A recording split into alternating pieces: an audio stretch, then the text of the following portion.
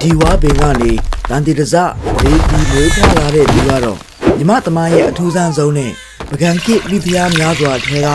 လှပဆုံးသောဝေလူဝတီမိဖုရားလောင်းလျာပဲဖြစ်ပါတယ်ဒီသမီးလေးကိုဝါပင်မှာပေါက်ဖွာလာတဲ့ပါရမီရှင်သမီးလေးဖြစ်လို့ဝေလူဝတီလို့ခေါ်တွင်စီဒီသမိုင်းကဝေလူဝတီရဲ့အလှတရားအပေါ်တမ်းမစိတ်လွန်ခဲ့ပြီးအမှန်ကိုဝေဖန်ပိုင်းခြားနိုင်စွမ်းမရှိတော့ပဲအသက်ပါပေးလိုက်ရတဲ့ပကံဘရင်ရဲ့တင်ကန်းစာယူစရာသမိုင်းကြောင်းလည်းဖြစ်ပါတယ်တက်မှုတို့လူစိတ်မရှိတဲ့ဘရင်ကိုအမြန်ဆုံးလောက်ကြံကြကြားလား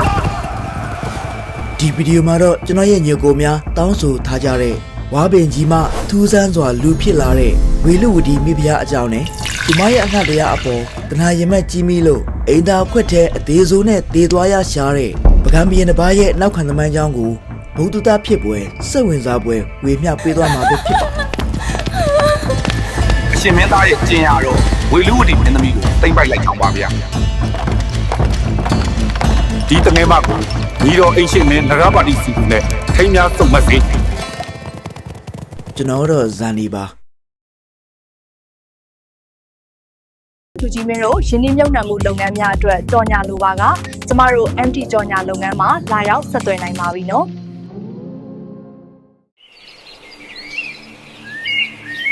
ပကံခေမြင်းဆိုင်ဝက်ဝံအရမှာဒေသခံများက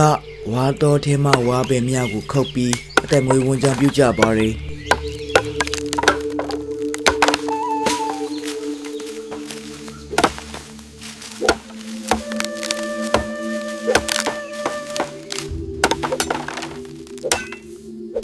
တနေ့မှာရွာသားများကဝါတော်ထဲမှဝါရီခုန်နေချိန်မှာထူးဆန်းတဲ့ကလေးငိုတန်ကြားလဲရပြီးလိုက်ရှာကြည့်ရာဝါတော်ကြီးထဲမှဝါပင်ကြီးမှာကွဲထွက်နေပြီးအဲ့ဒီဝါပင်ကြီးကနေတန်တီတစတရေတီမွေးဖွားလာတဲ့ထူးဆန်းတဲ့ကလေးငယ်တူကိုတွေးရှိခဲ့ကြပါရင်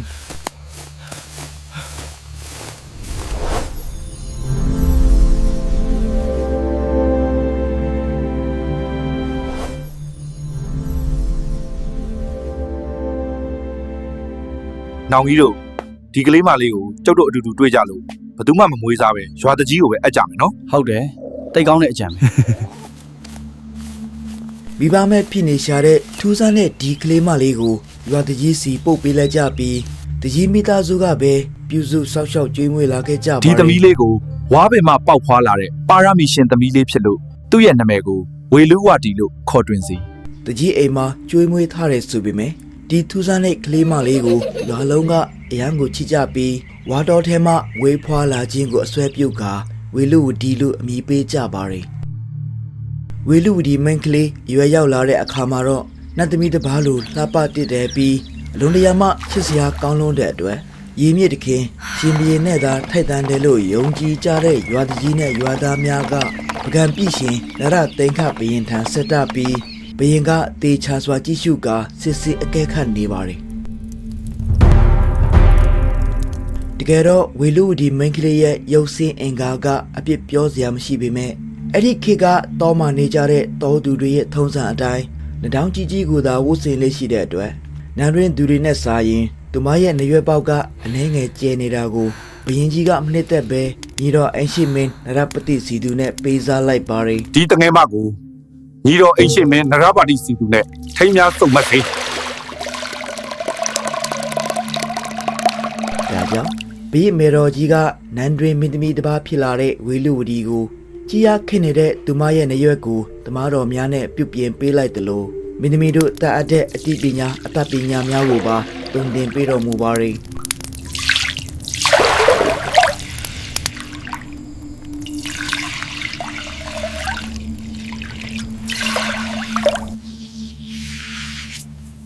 ဒီကိုကလေးကတန်တီတစပရိသေနဲ့မွေးဖွားလာသူပီပီအယောင်အစင်းလဲအခြားမင်းသမီးမိဖုရားများနဲ့မတူညီတဲ့အတွက်နန်းရင်းသူနန်းရင်းသားများငေးမောရလောက်တဲ့အထိချောမောလှပလာပါရယ်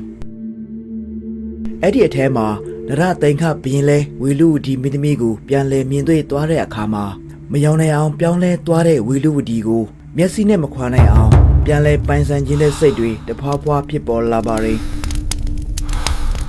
သူ့ကိုအရင်ဆက်တာလာချိန်ကလက်မခံခဲ့ပဲညီတော်ကိုပေးလိုက်ရသည်မှာမှားလေပြီလို့နောင်တကြီးစွာရနေပါရဲ့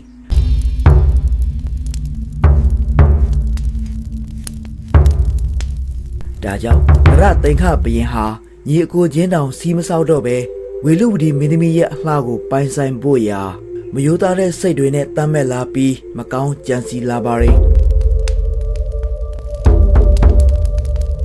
တနာရင်မဲ့ကြေးကြုံဖြစ်လာတဲ့နရသိန်ခဘရင်ဟာအမအမှန်ကိုဝေပန်းပန်းချနိုင်စွမ်းမရှိတော့ပဲညီတော်ကိုပကံနန်းတော်နဲ့ဝေးရာအဆောင်ချအရမှာ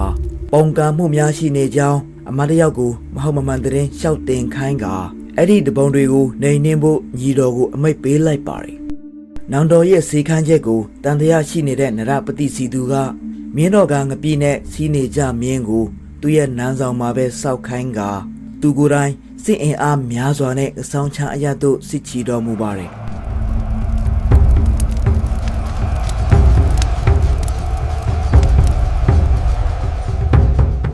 ဒါပေမဲ့အဆောင်ချအရဒေတာမှာစစ်ရေးထားကြွမှုမရှိဘဲအေးချမ်းနေတာကိုနရပတိစီသူမင်းသားကိုယ်တိုင်တွေ့လိုက်ရပါတယ်။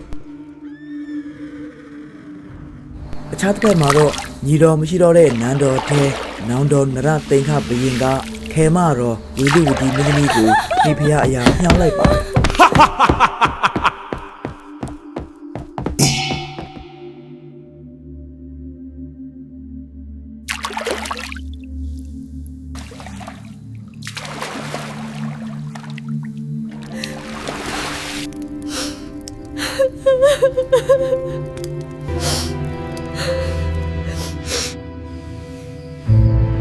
ဒါကြောင့်မင်းခံကပြီလဲမင်းသားစီအလီအမြန်လိုက်လာပေမဲ့ငပယ်ချအကူမှာညာအိတ်လက်ရပြီးနောက်နေ့မှခီးနဲ့အကြောင်းကြားတဲ့ငပြီကိုမင်းသားစီအချိန်မီမရောက်လာတဲ့အမှုနဲ့နရပတိစီသူမင်းသားကငပြီကိုတတ်မိတ်ပေးလိုက်ပါတယ် အရှင်မင်းသားနန်းတော်ထဲမှာဖရင်ကအရှင်မင်းသားရဲ့ကျင်ရတော်ဝေလူဝတီမင်းသမီးကိုတိမ့်ပိုက်လိုက်ချောင်းပါဗျာ နရပတိစီသူမင်းသားဟာမိဖုရားစိတ်မှုန်နေတဲ့အချိန်မှာမတတ်သိတဲ့ဂျုံကောင်းတစ်ယောက်ကိုတပ်ပစ်မိပါတယ်။နောင်တော်ဘရင်ရဲ့အောက်တန်းကျတဲ့ကြံစီမှုတွေကိုတိလဲရတဲ့နရပတိစီသူမင်းသားကဒေါသအိုးပေါက်ကွဲကနောက်လိုက်စစ်သည်ဘိုးဘအလုံးစီယုံပြီးနန်းတော်စီခြိတက်လာပါရင် တက်မှုတို့လူစိတ်မရှိတဲ့ဖရင်ကိုပကံထီးနှန်းနဲ့မထိုက်တန်ဘူးအမြန်ဆုံးလောက်ကြံကြကြားလား ဒါအပြင်နောင်တော်ကိုအလျင်အမြန်လှုပ်ကြံဖို့အတွက်တတ်မှုအောင်စွာကိုခေါ်ကာနေပြည်တော်ကိုအမြန်ပြန်ပြီးဘရင်ကိုလှုပ်ကြံရမှာဖြစ်ကြောင်းဒီမှုကိုအောင်မြင်အောင်ထမ်းဆောင်နိုင်ပါကနောင်တော်ဘရင်ရဲ့မိဖုရား၃ပါးထဲကစိတ်ကြိုက်သူနဲ့လက်ဆက်ပြီးသူကောင်းပြုမှာဖြစ်ကြောင်းမိန့်တော်မူလိုက်ပါတယ်။ဒါကြောင့်တတ်မှုအောင်စွာလဲလက်ရွေးစဉ်တတ80နဲ့အတူပကံစီအမြန်ဆင်းလာပြီးနန်းတော်ထဲအရှိန်နဲ့ဝင်ကာအိမ်သာတက်နေတဲ့နရသိန်ခဘရင်ကိုရေအိမ်ပေါ်မှာပဲဝိုင်းခုတ်လိုက်ကြပါတယ်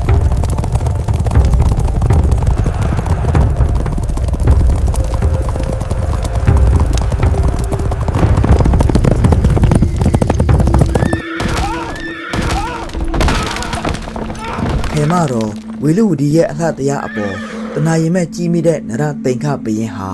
ရေအိမ်ထဲမှာပဲကံကုန်ခရပြီးနန်းသက်3နှစ်သာကြာခဲ့ပါရင်